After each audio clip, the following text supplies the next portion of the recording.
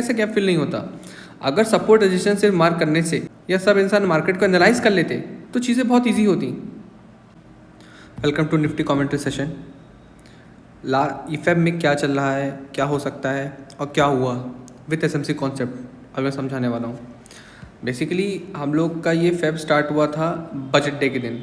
1 Feb को market खुली थी और मार्केट ने एक बहुत ही इम्पॉर्टेंट कह सकते हैं एक की लेवल को ब्रेक डाउन किया।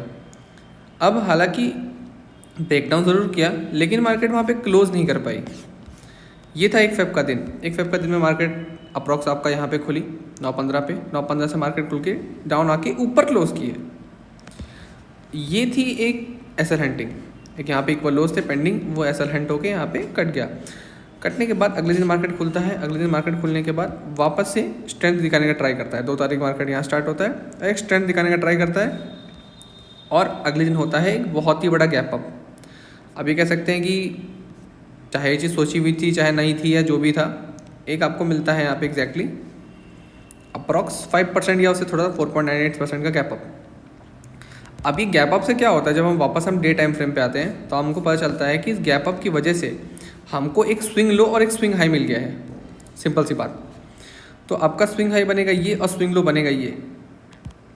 तो अब हमको ये चीज़ मिल चुकी थी कि अब बाइंग कहाँ से आ सकती है, जो कि था हमारा ये डिस्काउंट जोन। अब इस डिस्काउंट जोन को ध्यान रखिएगा, ये वो डिस्काउंट जोन है जहाँ से बाइंग आ सकती है। अब वापस आते हैं हम लोग, सिमनाची को हटाते हैं, वापस आते हैं अपन 3 तारीख को, जहाँ पे एक बहुत बड़ा गैप अप हुआ था। अब उस गैप अप वाले दिन भी क्या हुआ कि एक बहुत ही बड़ा, जब ये एफईजी थी, जो ये आपको एफईजी दिख रही है, इसने भी एक स्विंग लो से स्विंग हाई बना दिया, जो कि यहाँ बनाया। अब जब हम स्विंग लो स्विंग हाई को एक इसके 50% को मार्क करके छोड़ देते हैं एक बार, वो बनता है यहाँ। इसका इक्विलिब्रियम, इसका जो एग्जैक्ट बोल सकते हैं प्रीमियम जोन है, क्योंकि हम सेल करने जा रहे हैं तो हम प्रीमियम से सेल करते हैं। तो अगर मैं इस प्रीमियम को पूरा एक्सटेंड कर दूं, उसको एक रेड कलर दे देता हूं, तो ये आपका प्रीमियम जोन है। मार्केट जब नीचे आती है, नीचे आने के बाद मार्केट थोड़ा सा पम्प करती है। यहाँ पर पम्प करने के बाद एक ये इक्वल लोज छोड़ के चली जाती है।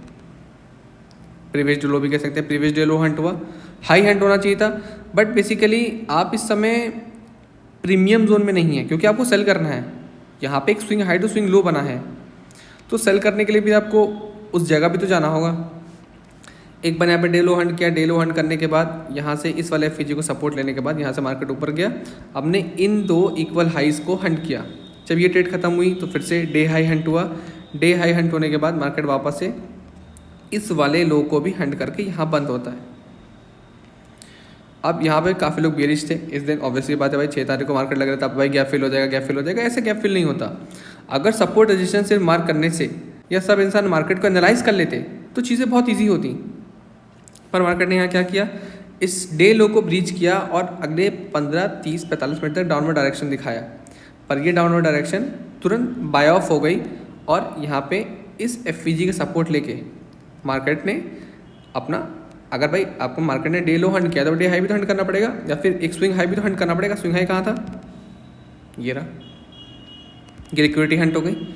अब लिक्विडिटी हंट होने के बाद मार्केट इतना बड़ा गैप अप भी खोलता है, लिक्विडिटी हंट करता है और ये सारा चीज़ें यहाँ पे ख़त्म कर देता है। अब आपकी एक ट्रेड साइकिल जो थी इस गैप अप की वजह से वो ख़त्म हो गई, जो कि थी आपकी 0.82% की।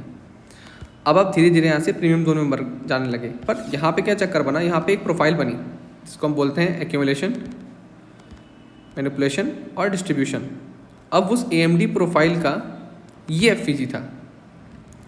हालांकि अगर देखेंगे तो प्रीमियम जोन आपका इस रेड वाले जगह पे, जो हमने वो प्रीमियम जोन बहुत पहले swing high to swing low mark किया था। अब ये प्रीमियम जोन में मार्केट आई, मेरे दिमाग में चल रहा था कि ये AMD प्रोफाइल जो है वो टैप हो गई यहाँ से मार्केट। अगर मैं यहाँ से स्टैंडर्ड डेविएशन लगाऊँ और एक मैनिपुलेशन लेग को मार्क करूँ यहाँ से लेके यहाँ तक, तो मार्केट को जाना चाहिए था एग्जैक्टली -2.5, जो कि बनती है आपकी -3। ये -2.5 यहाँ बनता है और -3 बनता है आपका ये। मार्केट को एग्जैक्टली यहाँ जाना था और उसके बाद अगर मैं देखूँ तो उसका जो स्विंग लो था वो था एग्जैक्टली यहाँ पर, तो उसको यहाँ जाना था इन 3 जगहों पे। बट यहाँ पे क्या दिक्कत बनी कि मार्केट अगले दिन गैप अप खुल गया। गैप अप खुला तो खुला, लेकिन गैप अप खुला सस्टेन नहीं कर पाया। तुरंत एक रेड कैंडल ने क्लोजिंग लेके नीचे ले आई। यहाँ से डिसीजन जरूर बन चुका था कि मार्केट को डाउन ही आना है।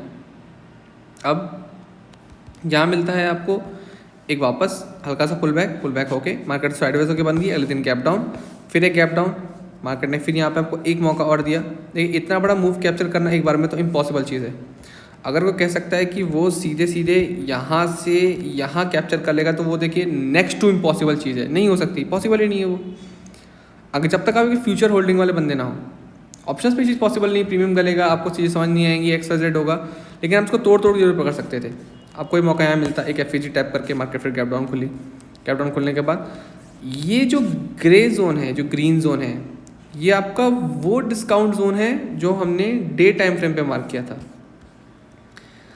और अगर मैं आपको AMD प्रोफाइल ऊपर बोल सकता हूँ तो ये भी एक AMD प्रोफाइल है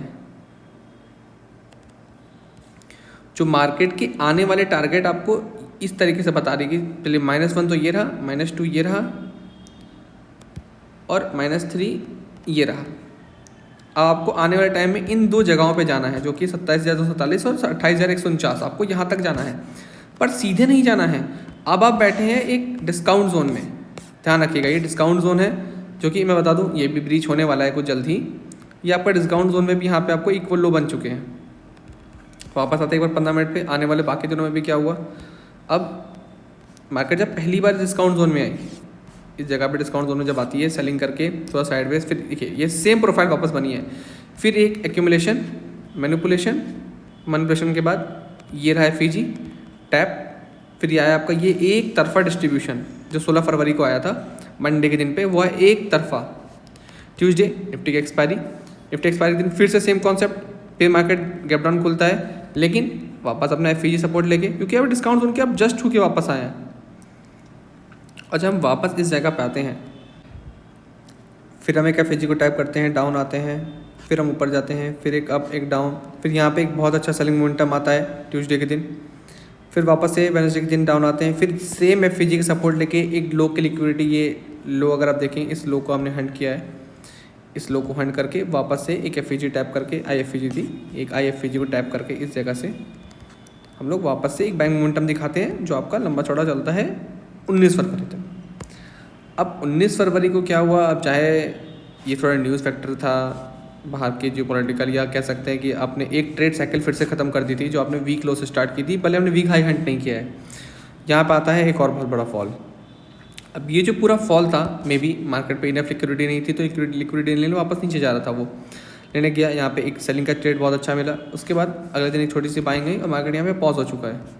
अब आने वाला टाइम जो आपके पास है, अगर आप उसको थोड़ा सा रफ सिचुएशन में देखिए, आप देखिए ये एक इक्वल लो पड़े हुए हैं, तो ये हंट हो सकते हैं, एक पॉसिबिलिटी है हंट हो, और हम लोग पॉसिबल हो सकता है कि एक बार के लिए वापस से इस जगह को टेस्ट करें।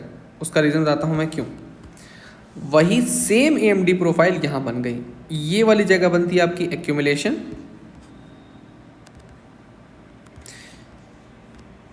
उसके बाद आपका आता है इस पर मैनिपुलेशन,